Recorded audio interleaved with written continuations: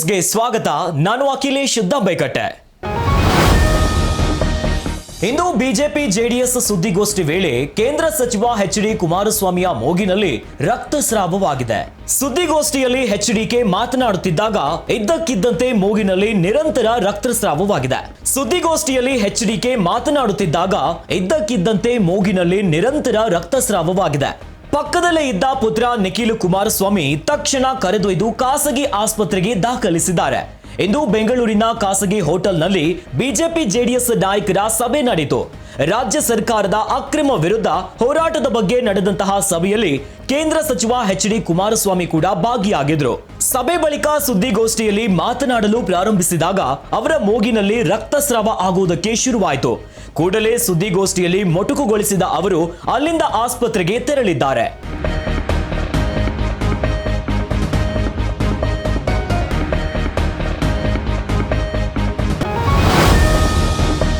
Paris ಒಲಿಂಪಿಕ್ಸ್ನಲ್ಲಿ shooting ಮೂಲಕ ಭಾರತ ಪದಕ ಬೇಟೆಯನ್ನ ಆರಂಭಿಸಿದೆ. ಮಹಿಳೆಯರ 100 ಮೀಟರ್ ಏರ್ ಪಿಸ್ತೂಲ್ ಸ್ಪರ್ಧೆಯಲ್ಲಿ ಭಾರತದ ಶೂಟರ್ ಮನು ಭಾಕರ್ ಕಂಚಿನ ಪದಕಕ್ಕೆ ಕೊರಳೊಡ್ಡಿದ್ದಾರೆ. ಈ ಮೂಲಕ ಶೂಟಿಂಗ್ನಲ್ಲಿ ಭಾರತಕ್ಕೆ ಒಲಿಂಪಿಕ್ ಪದಕ ತಂದುಕೊಟ್ಟ ಮೊದಲ ಭಾರತೀಯ ಮಹಿಳಾ ಶೂಟರ್ ಎಂಬ ವಿಶ್ವ ದಾಖಲೆಯನ್ನ ನಿರ್ಮಿಸಿದ್ದಾರೆ.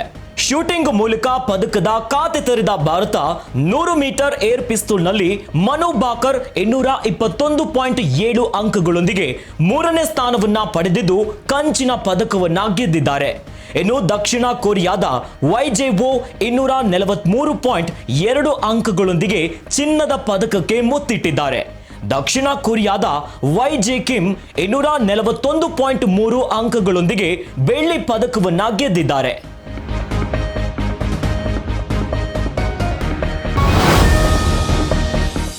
ಎರಡು ಬಾರಿ ಒಲಿಂಪಿಕ್ ಪದಕ ವಿಜೇತೆಯಾಗಿರುವ ಭಾರತದ ಸ್ಟಾರ್ ಶಟ್ಲರ್ ಪಿ.ವಿ. ಸಿಂಧು ಇಂದು ಮೊದಲ ಗುಂಪಿನಲ್ಲಿ ಮಾಲ್ಡೀವ್ಸ್ನ ಫಾತಿಮತ್ ನಬಾಹಾ ಅಬ್ದುಲ್ ರಜಾಕ್ ವಿರುದ್ಧ 21-9, 21-6 ಅಂತರದಲ್ಲಿ ಜಯ ಗಳಿಸಿ 3ನೇ ಒಲಿಂಪಿಕ್ಸ್ ಪದಕಕ್ಕಾಗಿ ಕಣ್ಣಿಟ್ಟಿದ್ದಾರೆ. 2016ರ ರಿಯೋ ಒಲಿಂಪಿಕ್ಸ್ನಲ್ಲಿ ಬೆಳ್ಳಿ ಪದಕ ಗೆದ್ದ ಮೊದಲ ಭಾರತೀಯ ಮಹಿಳಾ ಅಥ್ಲೀಟ್ ಎಂಬ ಹೆಗ್ಗಳಿಕೆಗೆ ಪಾತ್ರರಾಗಿದ್ದ ಸಿಂಧು ಒಲಿಂಪಿಕ್ ಇತಿಹಾಸದಲ್ಲಿ ಭಾರತದ ಅತ್ಯಂತ ಯಶಸ್ವಿ ಅಥ್ಲೀಟ್ ಆಗಿರುವ ನಿರೀಕ್ಷೆಯಾಗಿದ್ದಾರೆ.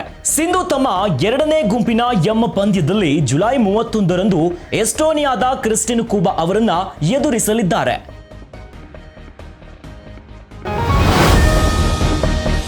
ಮೂಡಾದಲ್ಲಿ ನಡೆದಿದೆ ಎನ್ನಲಾದ ಹಗರಣಕ್ಕೆ ಸಂಬಂಧಿಸಿದಂತೆ ಮುಖ್ಯಮಂತ್ರಿ ಸಿದ್ದರಾಮಯ್ಯನವರು ರಾಜೀನಾಮೆ ನೀಡಬೇಕೆಂದು ಒತ್ತಾಯಿಸಿ ಬಿಜೆಪಿ ಮತ್ತು ಜೆಡಿಎಸ್ ಜಂಟಿಯಾಗಿ ಆಗಸ್ಟ್ 3ರಂದು ಕಾಲ್ನಡಿಗೆ ಜಾಥಾ ನಡೆಸಲು ನಿರ್ಧರಿಸಿವೆ. ಒಂದು ವಾರದ ಪಾದಯಾತ್ರೆ ಬೆಂಗಳೂರಿನಲ್ಲಿ ಪ್ರಾರಂಭವಾಗಿ ಮೈಸೂರಿನಲ್ಲಿ ಕೊನೆಗೊಳ್ಳಲಿದೆ. ಬಿಜೆಪಿ ಮತ್ತು ಜೆಡಿಎಸ್ ನಾಯಕರ ನಡುವೆ ನಡೆದ ಸಭೆಯಲ್ಲಿ ಆಗಸ್ಟ್ 3ರಂದು ಕಾಲ್ನಡಿಗೆ ಜಾಥಾವನ್ನ ಪ್ರಾರಂಭಿಸಲು ನಿರ್ಧರಿಸಲಾಯಿತು. ಆಗಸ್ಟ್ 10ರಂದು ಮೈಸೂರಿನಲ್ಲಿ ನಡೆಯುವ ಸಮಾರೋಪದಲ್ಲಿ ಬಿಜೆಪಿ ರಾಷ್ಟ್ರೀಯ ಅಧ್ಯಕ್ಷ ಜೆಪಿ ನಡ್ಡಾ, ಜೆಡಿಎಸ್ ರಾಷ್ಟ್ರೀಯ ಅಧ್ಯಕ್ಷ ದೇವೇಗೌಡ ಭಾಗಿಯಾಗಲಿದ್ದಾರೆ ಎನ್ನಲಾಗಿದೆ. ಕೇಂದ್ರ ಸಚಿವರಾದ ಎಚ್.ಡಿ. ಕುಮಾರಸ್ವಾಮಿ ಮತ್ತು ಪ್ರಹ್ಲಾದ್ ಜೋಶಿ ಕೂಡ ಭಾಗವಹಿಸುವ ಸಾಧ್ಯತೆ ಇದೆ. ಎರಡು ಪಕ್ಷಗಳ ನಾಯಕರು ಮತ್ತು ಕಾರ್ಯಕರ್ತರು ಭ್ರಷ್ಟ ಸಿಎಂ ಭ್ರಷ್ಟ ಕಾಂಗ್ರೆಸ್ ಘೋಷಣೆಯೊಂದಿಗೆ ಮೆರವಣಿಗೆಯನ್ನ ನಡೆಸಲಿದ್ದಾರೆ.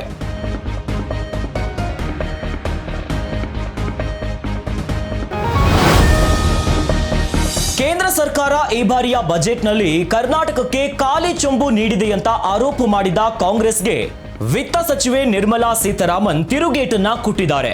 ಈ ಬಾರಿ ಬಜೆಟ್ನಲ್ಲಿ ಕರ್ನಾಟಕಕ್ಕೆ 15,300 ಕೋಟಿ ಅನುದಾನವನ್ನ ನೀಡಿದ್ದೇವೆ.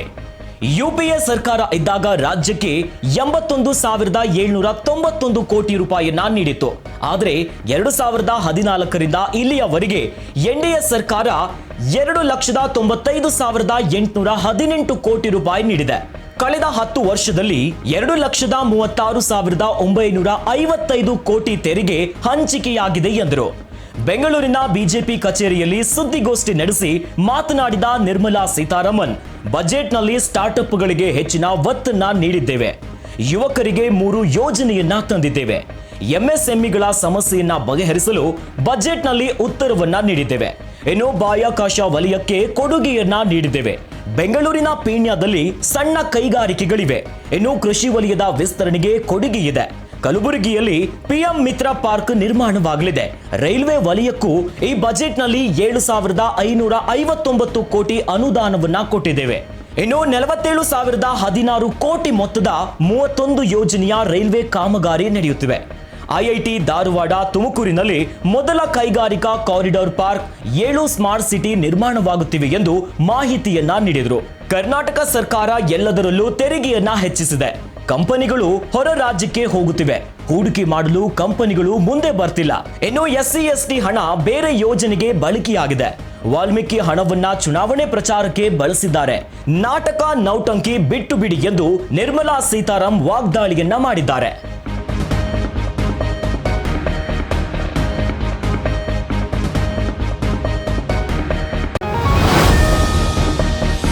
ಮೈಸೂರು ಪ್ರವಾಸೋದ್ಯಮ ಇಲಾಖೆಯ ಜಂಟಿ ನಿರ್ದೇಶಕಿಯ ಹಣೆಗೆ ಚಾಮರಾಜನಗರದ ಸಂಸದ ಸುನಿಲ್ ಬೋಸ್ ಕುಂಕುಮ ಇಟ್ಟಿರೋದು ಇದೀಗ ಚರ್ಚೆಗೆ ಗ್ರಾಸವಾಗಿದೆ. 3ನೇ ಆಷಾಢ ಶುಕ್ರವಾರದ ಹಿನ್ನೆಲೆಯಲ್ಲಿ ಚಾಮರಾಜನಗರದ ನೂತನ ಸಂಸದ ಸುನಿಲ್ ಬೋಸ್ ಮೈಸೂರಿನ ಚಾಮುಂಡಿ ಬೆಟ್ಟಕ್ಕೆ ಭೇಟಿಯನ್ನ ನೀಡಿದರು. ಈ ವೇಳೆ ಚಾಮುಂಡೇಶ್ವರಿ ತಾಯಿ ಗರ್ಭಗುಡಿಯಲ್ಲಿ ಪ್ರವಾಸೋದ್ಯಮ ಇಲಾಖೆ ಜಂಟಿ ನಿರ್ದೇಶಕಿ BK ಸವಿತಾ ಅವರ ಹಣೆಗೆ ಕುಂಕುಮವನ್ನ ಇಟ್ಟಿದ್ದಾರೆ. ಅಲ್ಲದೆ ತಾಯಿಯ ಆಶೀರ್ವಾದದ ಪ್ರಸಾದವನ್ನು ಸಹ ಅರ್ಚಕರು ಪ್ರವಾಸೋದ್ಯಮ ಇಲಾಖೆ ಜಂಟಿ ನಿರ್ದೇಶಕಿ BK ಸವಿತಾ ಅವರಿಗೆ ನೀಡಿದ್ದಾರೆ. ಘಟನೆಯ ವಿಡಿಯೋ ಫೋಟೋಗಳು ವೈರಲ್ ಆಗಿದ್ದು ರಾಜಕೀಯ ವಲಯದಲ್ಲಿ ಭಾರೀ ಚರ್ಚೆಗೆ ಕಾರಣವಾಗಿದೆ. ಚಾಮರಾಜನಗರದ ಲೋಕಸಭಾ ಕಾಂಗ್ರೆಸ್ ಅಭ್ಯರ್ಥಿಯಾಗಿ ಚುನಾವಣೆಗೆ ಸ್ಪರ್ಧಿಸಿದ ಸುನಿಲ್ ಬೋಸ್ ಚುನಾವಣಾ ಆಯೋಗಕ್ಕೆ ಅಫಿಡವಿಟ್ ಸಲ್ಲಿಸುವ ವೇಳೆ ಹೆಂಡತಿ ಮಕ್ಕಳ ಹಾಗೂ ಹಿಂದೂ ಅವಿಭಕ್ತ ಕುಟುಂಬದ ಬಗ್ಗೆ ನಿಖರವಾದ ಮಾಹಿತಿಯನ್ನ ನೀಡಿರಲಿಲ್ಲ. ಲೋಕಸಭಾ ಚುನಾವಣೆ ಸಂದರ್ಭದಲ್ಲಿ ತಮಗೆ ಮದುವೆಯಾಗಿಲ್ಲ ಎಂದು ಸುನಿಲ್ ಬೋಸ್ ಅಫಿಡವಿಟ್ ಸಲ್ಲಿಸಿದರು ಎನ್ನಲಾಗಿದೆ.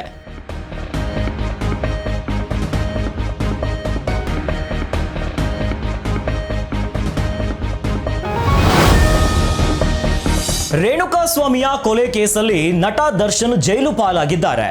ಪರಪ್ಪನ ಅಗ್ರಹಾರ ಜೈಲಿನ ವಿಶೇಷ ಸೆಲ್ನಲ್ಲಿರುವ ದರ್ಶನ್ಗೆ ಯಾರನ್ನೂ ಭೇಟಿಯಾಗುವ ಅವಕಾಶವಿಲ್ಲ. ಆದರೆ ಸಿದ್ದರೂಢ ಎಂಬ ಮಾಜಿ ಕೈದಿ ತಾವು ದರ್ಶನ್ನ ಭೇಟಿಯಾಗಿದ್ದಾಗಿ ಹೇಳಿಕೊಂಡಿದ್ದ. ಇದೀಗ ಆತನಿಗೆ ಪೊಲೀಸ್ ಇಲಾಖೆ ನೋಟಿಸ್ ನೀಡಿದೆ. ಖಾಸಗಿ ಸುದ್ದಿ ವಾಹಿನಿಗಳಿಗೆ ಮಾತನಾಡಿದ ಸಿದ್ದರೂಢ ಎಂಬಾತ ತಾನು ದರ್ಶನನ್ನ ಜೈಲಿನಲ್ಲಿ ಭೇಟಿಯಾಗಿದ್ದು ದರ್ಶನ್ಗೆ ಯೋಗವನ್ನ ಹೇಳಿಕೊಟ್ಟೆ, ಧ್ಯಾನವನ್ನ ಹೇಳಿಕೊಟ್ಟೆ, ದರ್ಶನ್ ಜೊತೆಗೆ ಹಲವು ಸಮಯ ಮಾತನಾಡಿದೆ ಎಂದೆಲ್ಲ ಹೇಳಿಕೊಂಡಿದ್ರು. ಆದರೆ ಪರಪ್ಪನ ಅಗ್ರಹಾರ ಜೈಲಿನ ಸಿಬ್ಬಂದಿ ಇದನ್ನ ಅಲ್ಲಗೆಳೆದಿದ್ದು ದರ್ಶನ್ನನ್ನ ಸಿದ್ದರೂಢ ಭೇಟಿಯಾಗಿಲ್ಲ ಎಂದಿದ್ದಾರೆ. ಇದೀಗ ಪೊಲೀಸ್ ಇಲಾಖೆಯು ಸಿದ್ದರೂಢಗೆ ನೋಟಿಸ್ ಅನ್ನ ಜಾರಿ ಮಾಡಿದೆ. ಸಿದ್ದರೂಢನ ಸಂದರ್ಶನಗಳನ್ನ ಗಮನಿಸಿದ ಮೇಲಾಧಿಕಾರಿಗಳು ಪರಪ್ಪನ ಅಗ್ರಹಾರ ಜೈಲು ಸಿಬ್ಬಂದಿಯನ್ನ ಈ ಬಗ್ಗೆ ಪ್ರಶ್ನೆ ಮಾಡಿದ್ರು. ಜೈಲು ಅಧಿಕಾರಿಗಳು ದರ್ಶನ್ ಭೇಟಿಗೆ ಯಾರಿಗೂ ಅವಕಾಶವನ್ನ ಕೊಟ್ಟಿಲ್ಲವೆಂದು ಉತ್ತರಿಸಿದ್ದಾರೆ. ಹಾಗಾಗಿ ಮಾಧ್ಯಮಗಳ ಮುಂದೆ ಸುಳ್ಳು ಹೇಳಿರುವ ಸಿದ್ದರೂಢಗೆ ಪೊಲೀಸ್ ಇಲಾಖೆ ಸೂಚನೆ ನೀಡಿದ್ದು ವಿಚಾರಣೆಗೆ ಕರೆಯಲಾಗಿದೆ.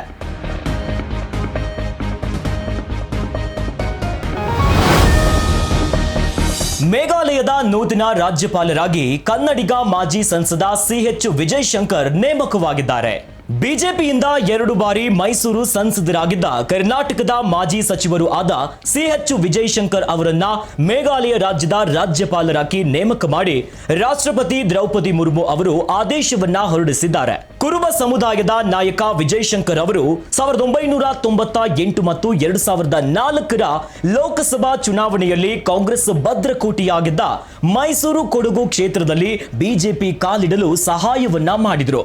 ಮಾಜಿ ಕ್ಯಾಬಿನೆಟ್ ಸಚಿವರಾಗಿದ್ದ ವಿಜಯಶಂಕರ್ ಅವರು ಅರಣ್ಯ ಇಲಾಖೆ, ಪರಿಸರ ಇಲಾಖೆ ಮತ್ತು ಸಣ್ಣ ಪ್ರಮಾಣದ ಕೈಗಾರಿಕೆಗಳು ಸೇರಿದಂತೆ ವಿವಿಧ ಖಾತೆಗಳನ್ನ ನಿರ್ವಹಿಸಿದರು.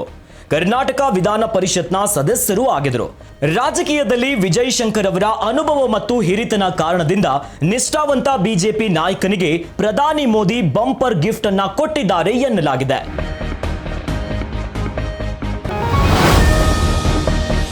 ಅಯೋಧ್ಯೆಯ ಬಾಲರಾಮನ ಫೋಟೋ ಇರುವ ವಿಶ್ವದ ಮೊಟ್ಟ ಮೊದಲ ಅಂಚೆ ಚೀಟಿಯನ್ನು ಲಾವೋಸ್ನಲ್ಲಿ ಬಿಡುಗಡೆ ಮಾಡಲಾಗಿದೆ. ಭಾರತ ಮತ್ತು ಲಾವೋಸ್ ದೇಶದ ನಡುವಿನ ಬಾಂಧವ್ಯ ವೃದ್ಧಿ ಮತ್ತು ವಿದೇಶಾಂಗ ವ್ಯವಹಾರಗಳ ಸಚಿವ ಎಸ್ ಜೈಶಂಕರ್ ಲಾವೋಸ್ಗೆ ಭೇಟಿ ನೀಡಿದ ವೇಳೆ ಈ ವಿಶೇಷ ಸ್ಮರಣಾರ್ಥ ಅಂಚೆ ಚೀಟಿಯನ್ನ ಬಿಡುಗಡೆ ಮಾಡಲಾಗಿದೆ.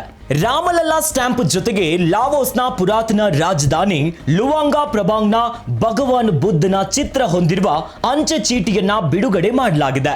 ಲಾವೋಸ್ನಲ್ಲಿ ನಡೆಯುತ್ತಿರುವ ಆಸಿಯಾನ್ ಯಾಂತ್ರಿಕ ವ್ಯವಸ್ಥೆ ಸಭೆಗಳಲ್ಲಿ ಜೈಶಂಕರ್ ಮತ್ತು ಲಾವೋಸ್ನ ಉಪ ಪ್ರಧಾನಮಂತ್ರಿ ಮತ್ತು ವಿದೇಶಾಂಗ ಸಚಿವರು ಚೀಟಿಗಳ ಬಿಡುಗಡೆಗೊಳಿಸಿದರು.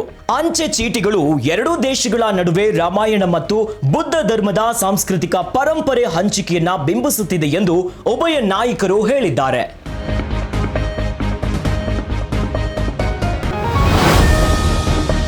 ಕೆಆರ್ಎಸ್ ಜಲಾಶಯದಿಂದ ಕಾವೇರಿ ನದಿಗೆ ಹೆಚ್ಚಿನ ನೀರು ಬಿಡುಗಡೆಯಾಗಿರೋದ್ರಿಂದ ಮಂಡ್ಯ ಜಿಲ್ಲೆಯ ಶಿವನಸಮುದ್ರ ಬಳಿಯ ಗಗನಚುಕ್ಕಿ ಬರಚುಕ್ಕಿ ಜಲಪಾತ ಹಾಲ್ನೊರೆಯಂತೆ ದುಮ್ಮುಕ್ಕಿ ಹರಿಯುತ್ತಿದ್ದು ಪ್ರವಾಸಿಗರನ್ನ ತನ್ನತ್ತ ಸೆಳೆಯುತ್ತಿದೆ.